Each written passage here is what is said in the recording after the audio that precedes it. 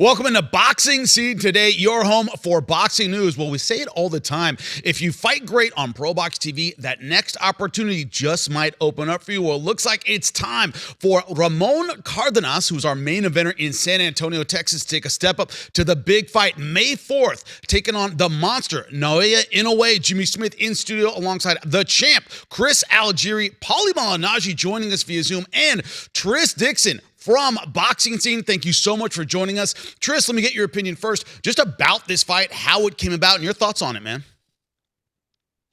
Yeah, I think it's interesting, isn't it? I mean, we've known for a while, and we've covered it on Boxing Scene, that Inoue was going to be this Cinco de Mayo figure this year. And, with Canelo going over to Saudi Arabia to Riyadh season, it's left a vacancy, right, for a big draw to come along to Las Vegas and fill that spot. And so it's a chance for Inoue, who's fought in America before and fought in Las Vegas before, but to come over as this big star, bigger star than when he was previously over in the USA, to really sort of plant his flag and say, look, I'm coming over. And I remember, in fact, was it on ProBox? It was where Sean Porter was saying he had to come over to the US to sort of make a statement. Yeah, exactly. Yeah. And here he is, right? Here he is. And hey, like, he had to fight someone. Obviously, I know there was talk about David Picasso, and now he's obviously fighting Cardenas. You never want to sound disrespectful to anyone. And obviously, we've just seen it with Lamont Roach going into the Gervonta Davis fight. Just because Lamont Roach wasn't hugely fashionable doesn't mean he couldn't fight his ass off.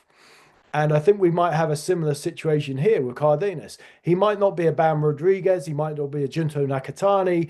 All guys that, super fights, glamour fights for Inoue. But it doesn't mean he can't fight. It doesn't mean that he doesn't warrant a shot.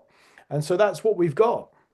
Now, Chris, when you look at this, we know Ramon Cardenas well. We've called a bunch of his fights here on ProBox TV. He's got the right passport, Mexican-American, on May 4th. And also, he brings a style that he's aggressive, man. He goes for it every single time, but he's up against it against the monster. Of course. I mean, but Inoue has shown at this weight class at 122 to be human. He got dropped by Neri, who's another Mexican fighter who can punch with that left hand, especially. Cardenas has shown power, actually in both hands, with the right hand and the left hook. And he's a very smart guy. He's got a smart boxer, excuse me. His boxing IQ is high. Joel Diaz thinks very, very highly of him. He cut his teeth on our air on several shows back to back to back. A lot of hype around him in terms of where he is in terms of the world rankings. So, he's stepping up to the plate. And again, like you said, he's fighting the monster. He's fighting one of the very best in the sport.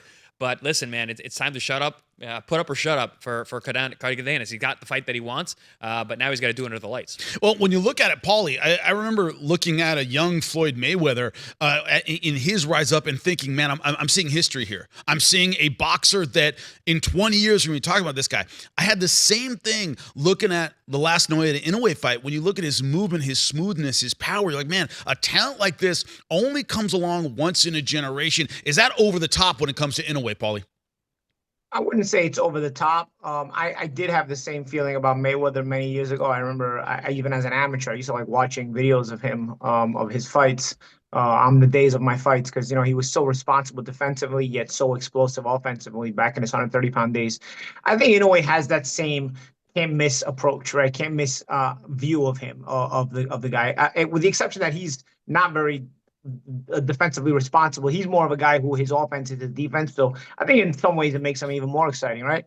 But I think when it comes to coming to America and trying to build up that star power in America, I think it is a good time to be able to come here. I still believe that he shouldn't completely abandon the Japanese market and not fight in Japan. I believe that there's still a place for him there, and I think that maybe a good balance of fighting in America and fighting back in Japan would sort of continue to build that star in both hemispheres, so to speak, both in the Far East and in the West. Because I think, he's obviously a megastar in the Far East, but in the West, there is more and more curiosity about him. We know him as the monster. We know him as this explosive fighter. We know him as a guy who, is going to be a legendary fighter. And we've already kind of seen that and noticed that and acknowledged that.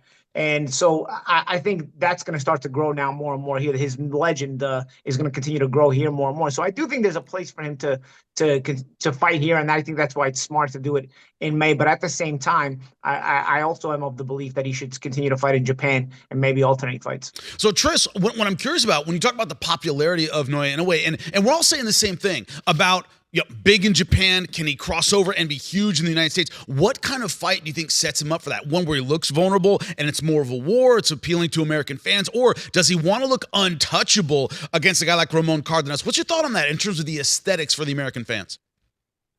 I think, you know what, I think both could be right. You know, if he blitzes Cardenas, then it's going to set the mouth water. He's going to make the mouth water for more big fights.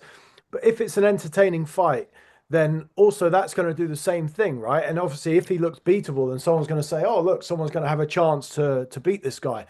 You know, I was in Tokyo, in the Tokyo Dome for his fight with Luis Neri last year, and that was one of the great experiences in my 25 years covering boxing.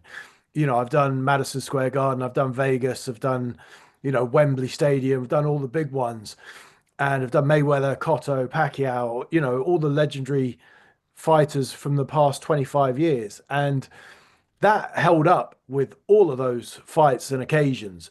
And it was a dramatic fight, you know, 40, 50,000 people in a sold out Tokyo Dome.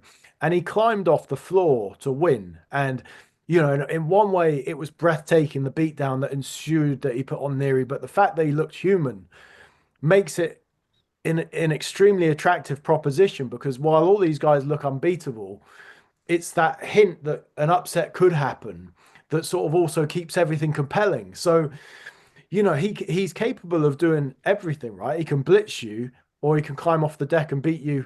And he's incredibly well-rounded, as Paulie was saying. You know, that there's not many things that he's not demonstrated he can do, but his defensive naivety, if we want to call it that, is one of the things that is going to make him alluring to the American market. Yeah, Tris, 100%. I think, you know, people love that that vulnerability that certain fighters have. I mean, Arturo Gatti was the poster boy for that, right? Everybody loved him because he would go down and he would come back and sometimes score the game winning knockout, or the show stealing knockout, but not always. Sometimes he lost, but it didn't matter. People still wanted to tune in, and I got that same feeling in that Neri fight. I was like, oh, this guy's human now. He's not just completely blasting everybody out, and it was so much more exciting. I loved watching these fights at 7 a.m. I'm like jumping out of my seat in my backyard, yelling. My neighbors hate me, you know, when Inoue fights, you know, in the Far East. But now he's coming here. I think it's really interesting because Bob Arum, said this is how this was going to happen, not knowing that Canelo was actually, they're going to be switching hemispheres, you know, for this one weekend. And I think it really does push up the star power of Naoya Inoue, because listen, we think of Cinco de Mayo weekend. Who do we think of? We think of Canelo Alvarez. But before that, it was Floyd Mayweather. It was Oscar De La Hoya. Usually the biggest face in the sport fights in that weekend. And does it in Vegas, mind you. Now we've got Canelo Alvarez, who is the biggest face in the sport, going east, going to the Saudis, and then you've got Naoya Inoue coming back and over here. I think it just blows this all up for Naoya Inoue, and it's a perfect scenario. Paulie, go ahead. Also, guys, remember Cardenas is a Mexican American, so yes. like you said, Jimmy, earlier, you know, he has got the right passport.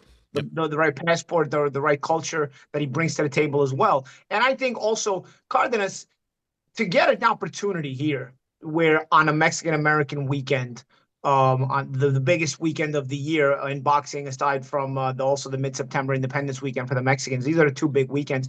To get your big opportunity, you've built your career, and you get this big opportunity if you're Cardenas to do it on this kind of weekend in a major blockbuster main event against a guy who's not Mexican American. I also can see a place for Cardenas here to really have a big opportunity. And obviously, anytime like you got a fight like this is a big opportunity. But you know, the Mexican American fans like to go in droves on Cinco de Mayo weekend to Vegas. It's part of the culture at this point. You know, yeah, obviously there's going to be a big boxing match there, but it's also just a big weekend to go to Vegas. It's Cinco de Mayo. Let's have a good time and whatever. So he's going to have a lot of people that are like him from his culture already there in Vegas. So it's a big opportunity for Cardenas to not only have a blockbuster performance and a show stealer and as a big underdog against a guy like Inoue, but also to do it on the right calendar weekend as well. I think it speaks volumes to, when as fighters we get a big opportunity. This is the biggest of the biggest for Cardenas, so he's gonna have to